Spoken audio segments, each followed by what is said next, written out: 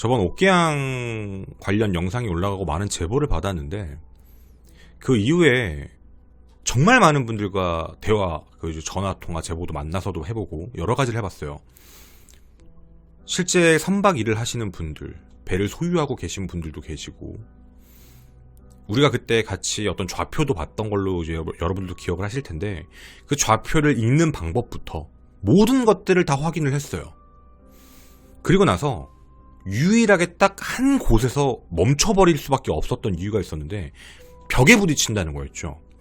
그때는 몰랐어요. 제보를 받고 공통적으로 크로스 체크 하다가 알게 된 거예요.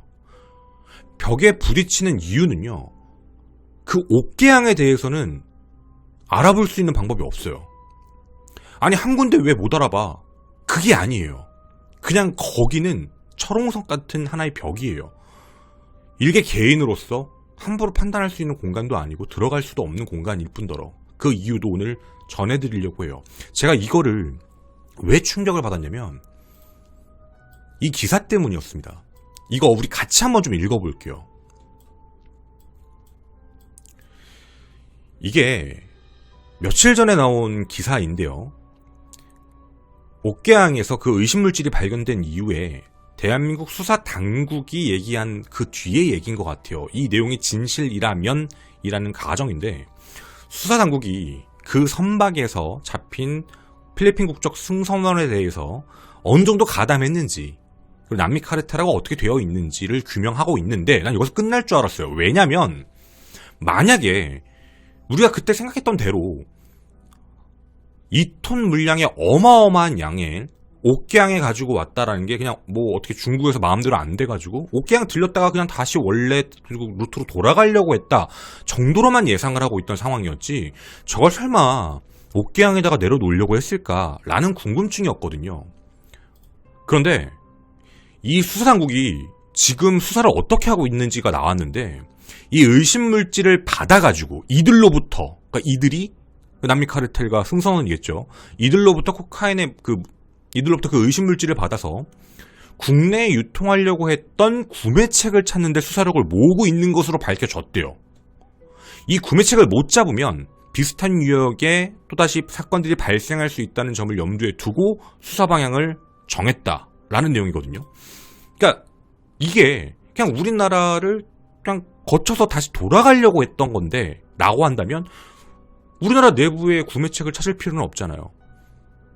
근데 저게 옥계양에 들어와가지고 현재 수사당국이 우리나라 구매책을 찾고 있다, 거기에 지금 총력을 기울이고 있다 라는 얘기가 나왔다는 건 지금 옥계양에 들어왔던 녀석 전부는 아니겠지만 그 일부라도 국내로 들어오고 그걸 구매하려고 했던 사람이 있다라는 내용이 되잖아요. 제가 이 내용을 보고요, 머리가 띵해졌어요. 아니, 이거 여러분한테 전해도 되나? 이게, 저 음모론 진짜 안 좋아하거든요. 진짜 음모론을 좋아하지 않는데, 문득 이런 상황이 발생되면, 정말 이게 가능한 얘기라면, 이게 진실이라면, 옥계양은 그러면 안 돼요. 옥계양은 불가능한 공간이에요. 약을 구매자에게 전달할 수 있는 공간이 아닌 곳이에요. 해서 오늘 여러분하고 뭐 그냥 중구난방으로 나와 있는 기사 내용들 말고요, 막 이렇게 퍼져 있는 내용들 말고, 일단 우리가 이쪽 업계에 대한 얘기도 잘 모르니까 우리 일단 팩트대로 정확한 내용을 정리를 좀 해보고요, 그 다음에 잘 들어보시고 제가 왜 이렇게 충격을 먹었는지 우리 끝에 가서 한번 더 얘기를 나눠보도록 하겠습니다.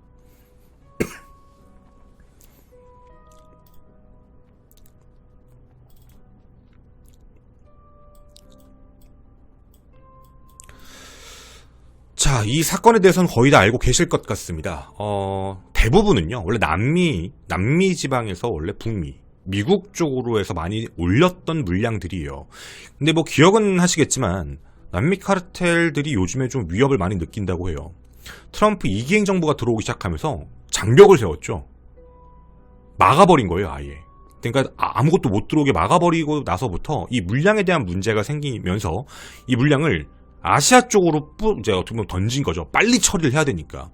그런 부분들에 대해서 FBI랑 그리고 이제 국토안보수사국, 그리고 마약단속국이라고 DEA라고 들어보셨죠? 그 수리남에서도 나왔는데 진짜 세요. 그 DEA까지 이런 기관들이 이제 대한민국에다가 첩보를 준 거예요. 지금 이런 배가 그쪽으로 가고 있으니까 체크를 해라. 32,000톤급 벌크선이었습니다. 해서 이 내용이 들어오자마자 4월 1일이었습니다. 1일날 합동검거작전, 검색작전을 바로 시작을 하게 되는데 이게 그냥 시작된 건 아니었고요. 이 내용을 듣자마자 그 동해 지방해양경찰청 있죠. 그리고 서울 세관본부까지 함께 움직여요. 어디에다가 바로 연락을 했냐면 바로 제23 경비여단이었습니다.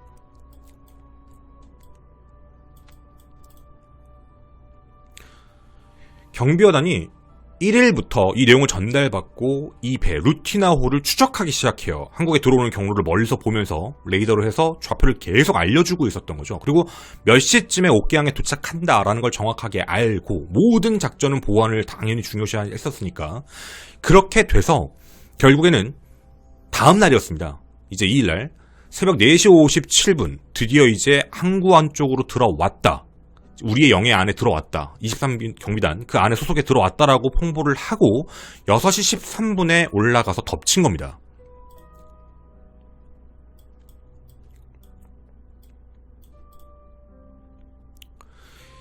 이게 원래는요. 그러니까 첩보에 따르면 원래 첩보에 들어왔을 때는 그런 의심 물질이 150kg이었었어요. 그러니까 그거 회수하라. 빨리 잡아라. 150kg이요. 근데 이 안에 합동 검색팀이 들어가고 탐지견도 들어가고 다 뒤져보니까 그 안에서 무려 금액 1조 원대의 2톤 그 어마어마한 양이 나오게 된 겁니다.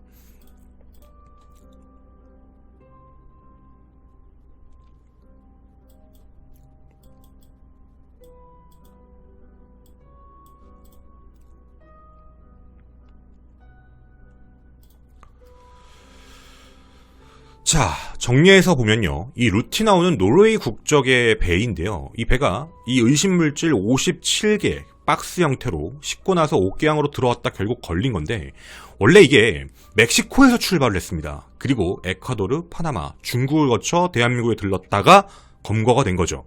그리고 최종 목적지는요. 페루였습니다. 그러니까 쉽게 얘기하면 다시 남미로 가는 거였죠. 딱 요 정도의 내용이었습니다. 근데 이런 경고성 멘트들이 나왔던 이유가 뭐였냐면 아시아 시장을 뚫으려고 했고 그 중에 대한민국도 포함되어 있다라는 겁니다. 그러니까 우리나라도 어떻게 보면 경계하고 있는 내용이죠. 이게 왜 그러냐면 얼마 전 대검찰청에서 마약류 범죄 백서를 발간했습니다. 왜냐면 우리나라 지금 이런 약과 관련된 문제들이 너무 심각해지고 있고 우리나라의 그 콧땡인이 없는 게 아니에요. 계속해서 증가하고 있기 때문에 예의주시하고 있는 상황이었죠. 그리고 결국에는 우리나라에 들어오려는 게 아니라 그 중간에서 커트를 해서 제대로 막았다라는 하나의 2톤 양이니까 하나의 공적으로 남는 사례가 되기도 했습니다. 자, 그런데 제가 저번 방송에서 여러분한테 이런 얘기를 했어요. 저 배가 우리나라에 한 번만 온 게 아니었다. 아마 기억을 하실 겁니다. 제가 그때 당시에 유료 결제를 하나 결제를 하고 나서 여러분한테 그 트래커였는데 우리나라에 나와 있는 내용들을 이렇게 표시를 해드렸어요. 실제 이 루니타호가 바로 우리나라에 옥계양에 들어왔던 게 아니라 먼저 한번 들렸다가 그 이후에 중국으로 갔고 그리고 옥계로 왔다라는 내용. 아, 그리고 하나만. 이거 제가 댓글에 가가지고 너무 답답해서 한번 제가 댓글을 그 대댓글로 한번 단 적이 있는데 뭐 이런 거 띄웠더니 너 왜 동해를 이상한 걸로 표시한 걸 쓰냐 실망이다 뭐 이렇게 하시는 분인데 제가 분명히 그때도 말씀드렸습니다. 플라이 트레이더 같은 게 혹시 외국에도 있지 않을까 해서 내가 그쪽 거를 확인한 거다라고 얘기를 드려서 그게 그렇게 나온 거지 그거 아니면 제가 이 정보를 찾을 수가 없어요. 본인이 그렇게 그게 짜증나시면 가가지고 거기다 빨리 얘기하세요. 그 지명 바꿔달라고 동해로 올바르게 고쳐달라고. 제가 하지 않은 거랑 관계없는 얘기는 그렇게 댓글로 해서 억까 안 하셨으면 좋겠습니다. 저 진짜 그런 거 보면 화나거든요. 사람이 그렇게 뭐 이상한 걸로 뭐라고 하면은 되게 답답하잖아요. 안 그러면 제가 어떤 레이더를 써요?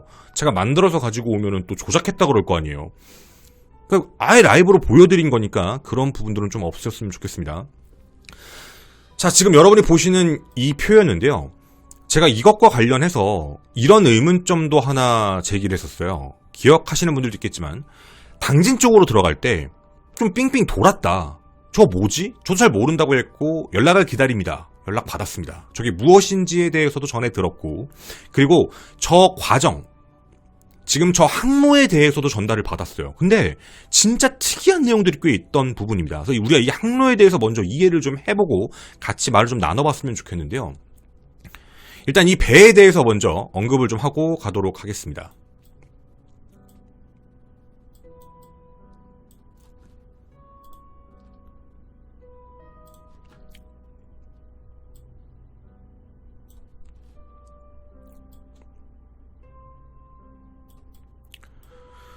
자, 지금 보이시는 게 루니타호에 대한 모습입니다. 32,000톤급이고요. 그리고 이 배에 하나의 시리얼 넘버 같은 게 하나 적혀 있는 게 보이실 겁니다. 국제해사기구라고 해서 96856221이라고 적혀 있는 최상단의 글자도 보이실 텐데요.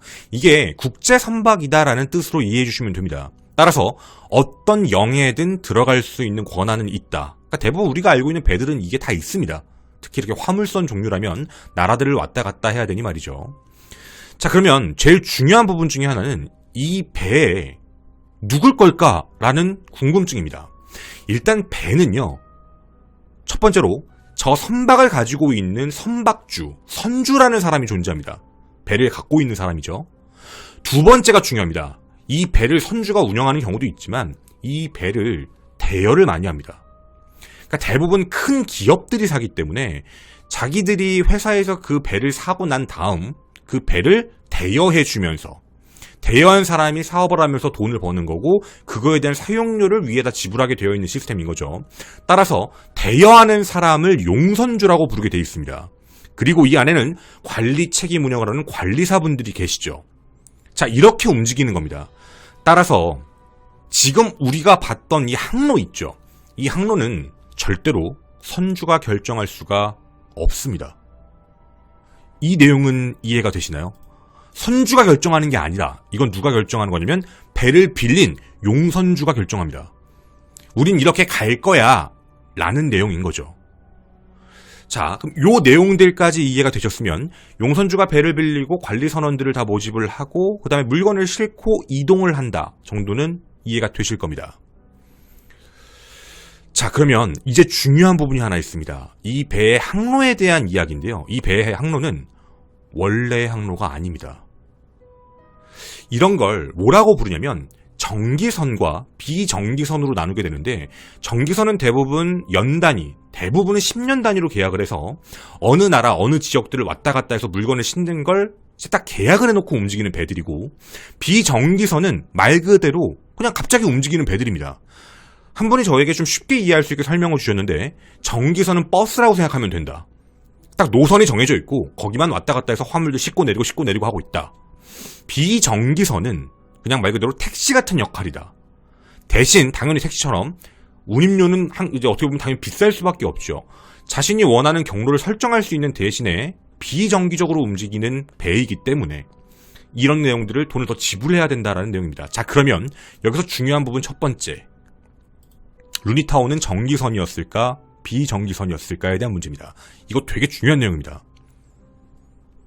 자, 루니타호는요 비정기선입니다. 따라서 정기적으로 움직였던 배가 아니라 어떤 누군가가 배를 대여했죠. 용선주가 대여를 했고 사람들을 모았고 그 안에 어쨌든 물건이 들어갔고, 위치를 누가 설정한다고요? 밑에 있는 선원들이 할 수가 없어요. 필리핀 국적의 20명의 선원이 어디로 가요? 안 됩니다. 이 모든 루트를 설정하는 사람은 용선주입니다. 용선주가 출발을 했고, 야 우리 중국 가자, 중국으로 설정하는데 그 전에 대한민국 당진항을 들리게 됩니다. 당진부두죠. 당진부두 쪽을 들렸다가 태평양을 건너고 제일 먼저 들어온 게 거기입니다. 그 이후에 중국 쪽에서 두 군데의 선박을 하고 그 뒤에 옥계항으로 왔습니다. 이제 여기까지는 이해가 되시죠? 충분히. 따라서 비정기선으로 움직인 게 조금 특이한 시스템인 겁니다. 이걸 앞서 나왔던 남미 그 카르텔과 이어서 얘기해보면 급했구나 라는 추측은 해볼 수 있죠. 정기선으로 돌리기에는 그만큼 오래 걸리니까 빨리 물량을 태워야 된다 라는 그 어마어마한 양을 비정기선을 빌려서 그냥 갖다 넣은 겁니다. 이게 그래서 용선주가 직접적으로 관여가 됐을 수도 있고요. 용선주 밑에 아니면 그 안에 누군가가 또 있을 수도 있습니다. 그건 뭐 조사를 통해 밝혀지겠지만, 자, 여기까지의 내용이 확인이 되셨다면요, 이제 그 다음입니다. 우리 첫 번째 내용은 해결이 됐고, 두 번째 의문점이죠. 첫 번째 목적지, 바로 대한민국 당진부두입니다. 그때 영상을 기억하시는 분들은요, 배가 바로 들어간 게 아니라 들어갔다가 뭐 주변을 뺑뺑뺑뺑 돌아요.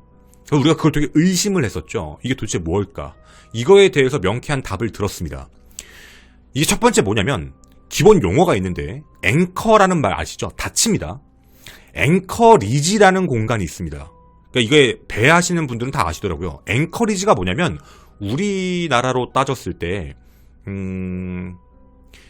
주차장이 있으면, 주차장이 예를 들어서 꽉 차서 그 주차장 못 들어가고 밖에서 대기하고서 이렇게 쭉 줄 서서 기다리고 있잖아요. 한 차 빠져나갈 때씩.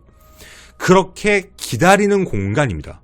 그러니까 앵커리지 지역이 뭐라고 부르면 제일 좋냐면, 부두는 좁아요. 배가 들어왔다 나가야 되죠. 이미 부두는 꽉 차 있으니까 다음 들어갈 배들이 앵커리지라는 공간에서 그냥 빙글빙글 돌고 있는 겁니다. 그래서 한 배가 나가면 이제 그 다음에 들어가는, 예를 들면 항공기도 비슷한 거예요. 항공기도 물론 대부분은 그렇지 않지만 관제탑하고 교신한 다음에 지금 당장 랜딩이 안 되면 좀 턴오버 돌아라라고도 얘기하는 경우들도 있죠. 뭐 거기가 꼬였거나 항공 그 시스템이 약간 그런 문제가 생기면 위에서 약간 돌다가 다시 받고 들어오는 경우들도 있는 것처럼 해서, 우리가 봤던 빙글빙글 돌았다라는 느낌에 대해서는 명확하게 이렇게 대부분 똑같이 얘기하셨습니다. 저기서 약을 뭐 던지거나 건지거나 하는 건 매우 어려울 거다. 거의 불가능에 가깝다. 저기 앵커리지 자체가 많은 배들도 있고, 또 하나는 감시 구역이기도 하고, 또 하나는 배가 너무 크다. 너무 크기 때문에 그 배에서 뭘 던지고 끌어올리고 하는 건 쉽지 않을 거다 해서 그 공간에서 무언가를 하는 건 좀 어려울 수도 있다 라고 하셨습니다. 그리고 저 루니타오가 어떻게 됐는지를 하나 확인해보면, 루니타오가 그 뒤에 당진부두에 입항을 해서 하루 있는 내용들까지 확인이 돼요. 그럼 그곳에서 뭘 했을까라는 생각이면 거의 비슷합니다. 무언가를 적재하는 거죠. 무언가를 받아서 화물 같은 걸 받고 그 다음에 가는 공간이 어디냐면 중국입니다. 그럼 이렇게 유추해 볼 수가 있어요. 당진부두에서 무언가 화물을 받은 겁니다. 화물을 막 거의 내려놓는 공간이 아니니까 무언가를 받았고요. 받고 나서 중국으로 갔습니다. 중국에다가 그 화물들을 내려놓는 척 하면서 그 코땡인을 내려놓으려고 했는데 실패했을 가능성도 분명히 있는 거예요. 두 군데 다 갔는데. 그래서 화물은 다 내려갔고 나머지를 내리지를 못했다라고 했을 수도 있습니다. 그리고 나서 옥기항으로 왔다. 이런 정도의 추측도 가능한 부분입니다. 자, 그리고 한 가지 설명이 더 필요할 것 같습니다. 루니타오 선박을 이렇게 자세히 보시면 정면 부분 보면 엄청 크죠. 측면 사진을 보시면 큰 4개의 기둥 같은 게 보이실 겁니다. 이 루니타호는 제너럴 카고쉽이라고 부르게 되는데 화물선 역할로서 저 4개가 일종의 포크레인 같은 거라고 생각하시면 돼요. 퍼나르는 걸 하는 역할입니다. 따라서 여기는 컨테이너를 싣는 게 아니라 철광석, 석탄, 시멘트 같이 이렇게 푸는 것들이 있죠. 푸는 것들이 대부분 실리는 화물선이라고 생각하시면 돼요. 자, 그러면 당진부두 쪽에서 있었던 일들은 어느 정도는 이해해 볼 수 있는 내용입니다. 아, 거기서 그렇게 떠다니고 이제 선박 대기하고 있었구나 정도는 이해할 수 있죠. 자, 근데 여기서 의심이 가는 대목이 또 하나가 발생합니다.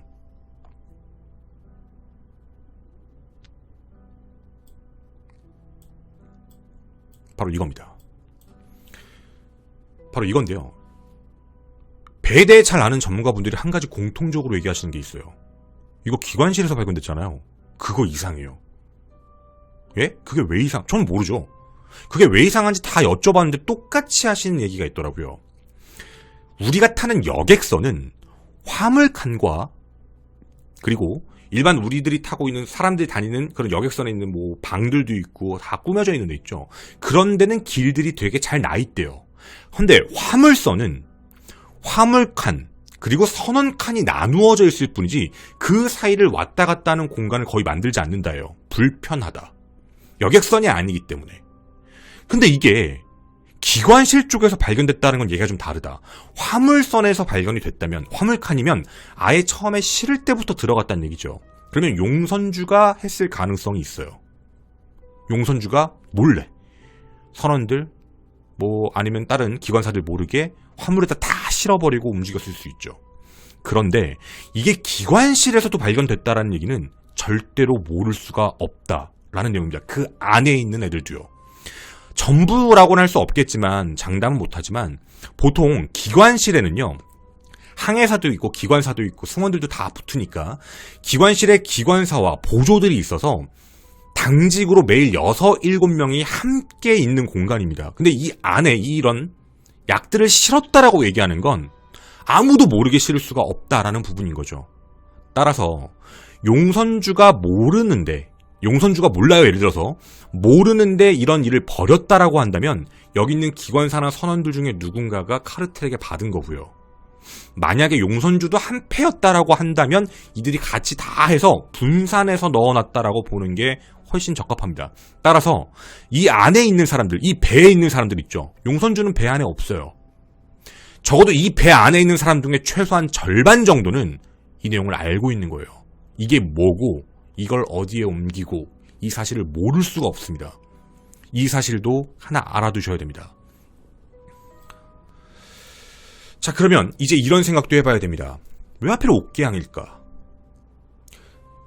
제가 이제 이런 뱃일을, 이제 이런 기관 사업, 이런 해양 산업을 하시는 분들에게도 다 여쭤봤는데, 약과 관련되어 있는 경로는요, 이렇게 말씀하시더라고요. 절대로요, 감시가 어떻게 보면 사람이 많이 없는 곳, 옥계양처럼 잘 알려지지 않은 항구들 있죠. 이런 항구에다가 하지 않는다 라고 하셨습니다. 무조건 하는 항구가 어디냐면 여수항, 부산항처럼 큰 곳, 그런 데에다가 많이 던진다 라고 하셨어요. 그러니까 이분들이 공통적으로 말씀하신 게 옥계양에다가 약을 그 정도를 넣으려고 하는 건 말이 안 된다, 다 그렇게 얘기하시더라고요. 진짜 그 약을 던질 거면 여수나 부산으로 가야지. 근데 저는 역으로 질문을 드렸죠. 아니, 부산이나 여수면 세관이 빡세서 그런 거 아닌가요? 옥계가 더 덜해서 그런 거 아닐까요? 라고 하셨더니 몰라서 그러는 거죠. 우리는 절대 아니래요. 이유를 정확히 말씀해 주셨는데, 여수항과 부산항처럼 큰데 이런 항구들은 화물선들이 엄청나게 들어와서 아까 말씀드렸던 앵커리지 같은 경우들도 많습니다. 거기 안에서 약을 만약에 찾아냈다 라고 얘기하는 건 로또 맞은 거랑 똑같다라고 하시더라고요. 왜냐면 수만 개의 컨테이너 선이죠. 한 배에 실리는 게 10,000개, 20,000개씩 실리는데 그 중에 하나만을 확인해 본대요. 근데 그 안에서 약 나온다? 검거예요. 그럼 우리는 아니, 야, 그거 왜 하나만 검거해? 다 해봐야지. 그거 다 하면요, 어떤 일이 발생될까요? 대한민국 항만은요, 마비돼요. 하나하나 다 체크해보고서 10,000개, 20,000개 그렇게 해놓고 배 하나 보내고 하나하나 10,000개, 20,000개 되면 난리가 납니다. 뒤에 박살 나는 거예요. 다 쌓이고 문제 생기죠. 그러니까 빨리빨리 보내고 그 안에 있는 세관에서 정말 정확하게 일 처리를 해야 돼요. 해서 대부분 그런 약을 통과시킬 때는 여수, 바쁘니까 부산을 많이 씁니다. 헌데 옥계를 쓴다? 절대 말도 안 된다. 이게 그분들의 말씀이었습니다. 그래서 저도 그 얘기까지 듣고요. 아, 그러네? 그러면 옥계는 그냥 실수로 들렸나? 혹은 옥계에서 뭘 해가지고 이제 중국에서 실패했으니까 어쩔 수 없네, 그냥 이 통 가지고 다시 돌아가자 라고 해서 옥계에서 뭘 받아가지고, 그러니까 화물을 받아서 그냥 가면 안 되니까 화물을 받아가지고 이동하려고 한 건가? 그러면은 사실 그냥 우리나라는 주려고 한 게 아니잖아요. 우리나라 안에서 던지려고 한 게 아니라 그냥 옮기다가 첩보받고 우리나라에서 잡힌 거구나 정도로 끝날 수 있는 문제였습니다. 근데 여기서 또 다른 정보들이, 제보들이 하나 들어오는데 여기가 좀 충격적이었죠. 자, 여기까지 내용 이해하셨죠? 일단 첫 번째, 당진부두 얘기 잠깐 할게요. 두 군데였으니까. 당진부두는요,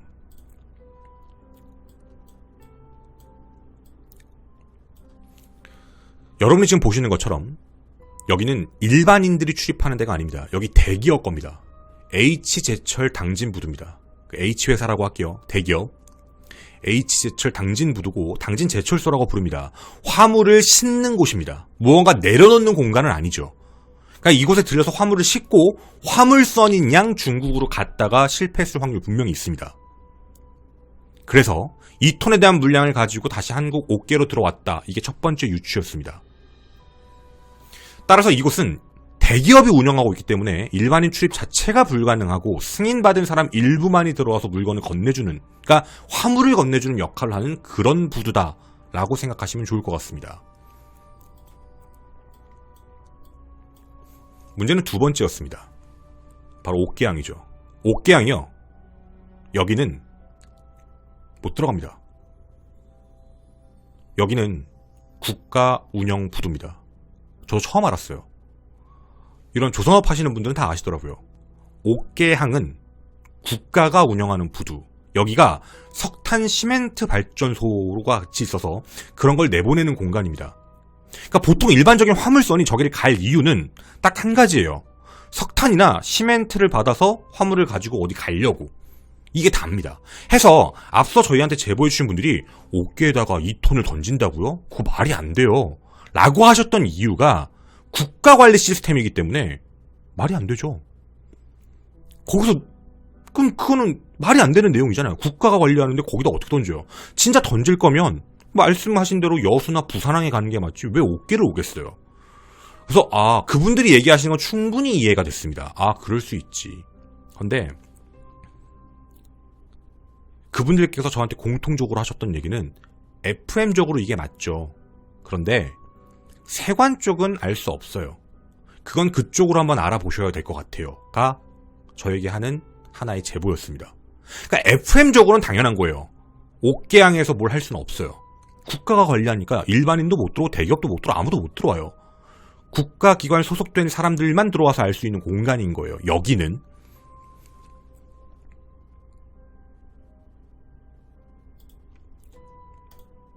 자, 그러면요.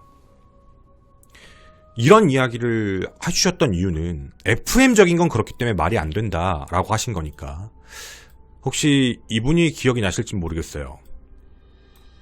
백혜룡 경정님이신데 시사 프로그램을 보고 좀 놀라셨던 분들도 계실 겁니다.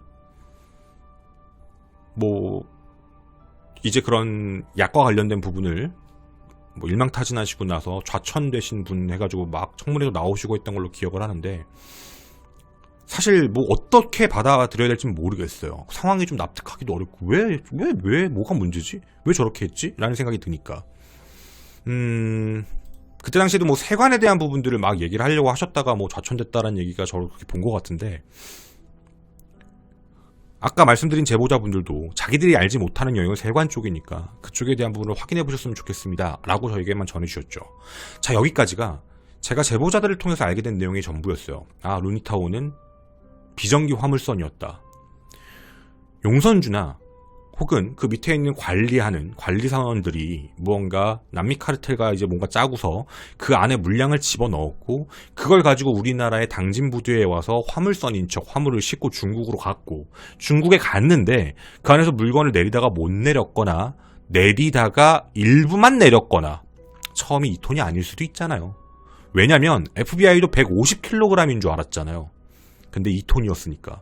그런 것처럼 어찌되었든 더 내려놨을 수도 있는 거니까. 그 양에 대해서 뭔가 되고 나서 우리나라 옥계항, 대한민국 국가가 운영하는 부두에 도착을 했다가 잡힌 거니까 여기까지 이렇게 방송을 다시 해야 되나? 라는 생각을 사실 갖고 있었어요. 왜냐면 제가 세관 얘기를 하면 분명히 백경정님 얘기 나오면서 야 옥계항도 문제 있는 거 아니냐 뭐 하는 거 아니냐 막 난리가 날 것 같은 거예요. 일종의 음모론이 또 증폭될 수도 있죠. 그래서 제가 아까 처음에 벽이 있다라고 말씀드렸죠. 제가 거기를 확인할 수가 없어요. 세관의 영역, 국가기관의 영역이기 때문에 제가 더 파헤치는 것도 불가능한 공간입니다. 그래서 벽을 느끼고 더 이상 할 수 있는 게 아무것도 없었죠.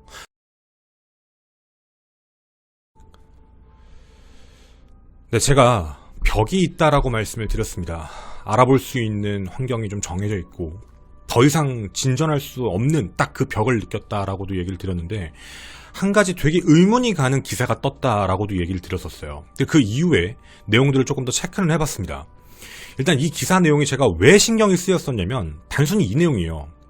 왜 옥계항으로 왔을까에 대한 문제에서 수사 당국이 이들로부터 의심물질을 받아 국내에 유통하려고 했던 구매책을 찾는데 수사력을 모으고 있는 것으로 밝혀졌다. 이 말 때문입니다. 지금 이 말을 고지고대로 받아들이면 옥계항은 국가관리부두인데 국가관리부두에 도착했는데 그 이후에 국내에 구매책을 찾고 있다라고 얘기를 하게 되면 거기가 뚫렸다는 얘기가 되니까요. 근데 나라에서 관리하는 거면은 이거 세관 아니야?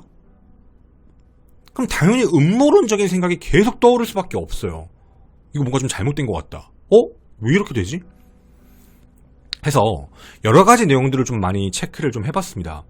일단 여기에 있는 내용들 중에서는 좀 우리가 앞으로도 확인해야 될 부분들이 있고 현재 있는 내용들로도 체크는 좀 된 부분인데, 일단 첫 번째, 리얼 팩트는 아니지만 최근 몇 년 사이에 강원도 쪽에서 약 관련 내용들을 되게 많이 보셨을 거예요.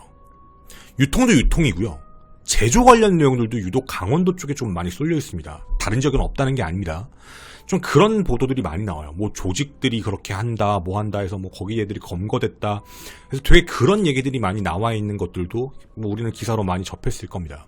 구매책이 있었다, 콧땡인. 우리나라에서 분명히 유통을 하는 사람들도 있었으니까 어느 정도 가능성이 있었다라는 부분도 배제할 순 없다. 자, 근데 제가 한 가지 의심을 했던 부분 중에서 조금 다시 정리를 해봐야 될 부분이 있었습니다. 옥계항 국가관리부두 맞습니다. 틀리지 않았어요. 근데 옥계항에요, 세관이 있다? 없는 것 같아요. 그러니까 이 시스템이 진짜 정확한 건지 돌려 전화를 해봤는데 아시는 분들도 있고 모르시는 분들도 있어요. 이게 무슨 내용인지 조금 설명을 좀 드리자면요, 국가관리부두는 맞습니다. 우리나라 강원도의 동해해안입니다. 동해해안에는 항구가 그렇게 뭐 많다라고 얘기할 수 없지만 동해에 있는 항구들은 대부분 규모가 작습니다. 다 작은 항구들이에요. 대부분이. 우리가 아는 서해 쪽이나 남해 쪽 빼고는 동해 쪽은 거의 다 작다라고 보시면 되는데, 예를 들어 여수나 부산항에다가 들어가게 되면 세관이 딱 지키고 있죠. 해가지고 검사하고 하니까 그런 부분들에 대해서는 우리는 알고 있는 내용이죠. 근데 제가 이거 좀 체크를 해봤는데 이 제보 내용이 맞는 것 같아서. 강원도에는 세관이요, 딱 하나 있어요. 동해세관이라고.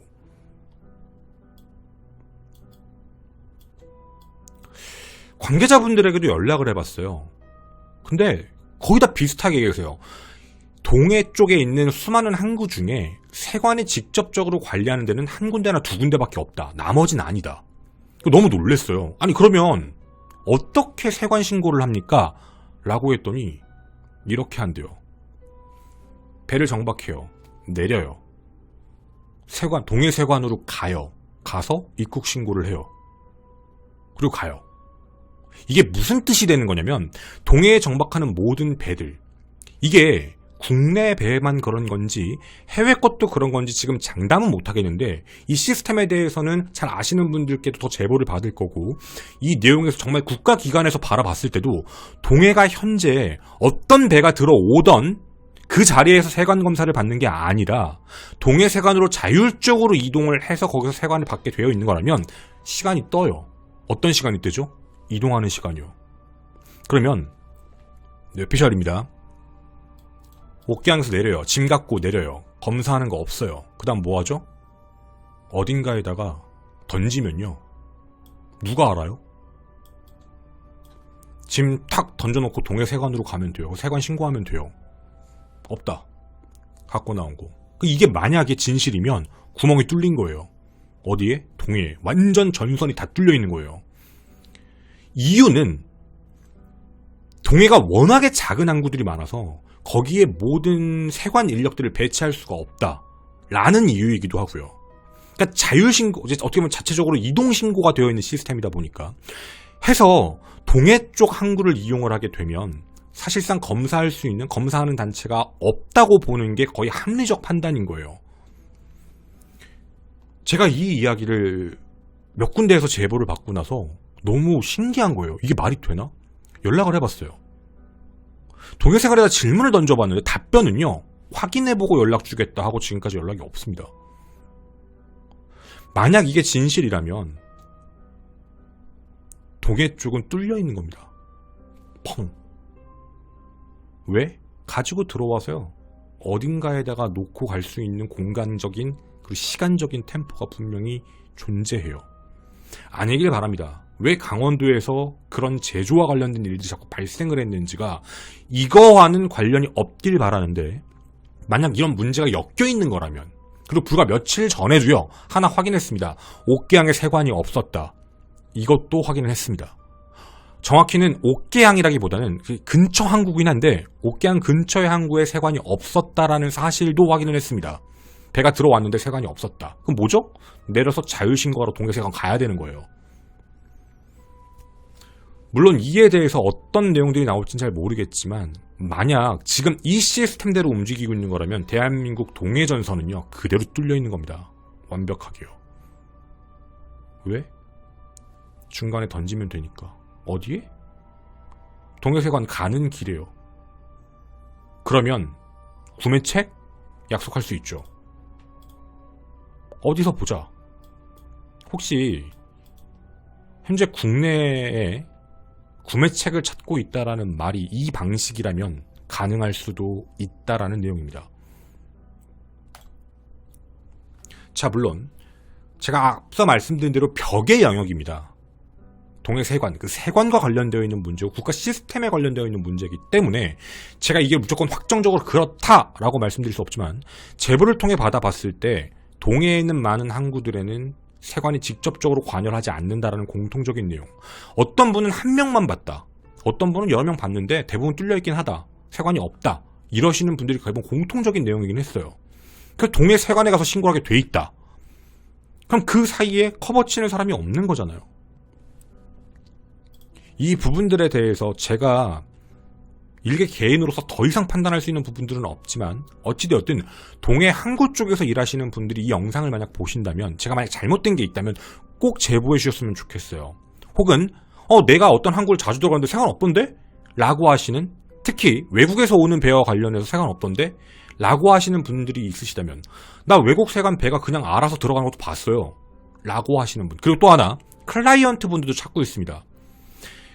너무 그렇게 많다 보니까 클라이언트라고 해서 이제 거기 안에서 약간 에이전시처럼 자율적으로 이동시켜주는 업무 대행을 하시는 분들도 계시더라고요. 거기서 일을 해보셨던 분들, 그러니까 도착해서 에이전시를 통해서 함께 동해세관에 와서 신고를 하게 되는, 아마 외국 선박이겠죠. 이런 쪽 일을 하고 계시거나 혹은 지금도 하고 계신 분들, 네, 그런 분들의 제보도 김원TV 네이버닷컴으로 기다리도록 하겠습니다. 감사합니다.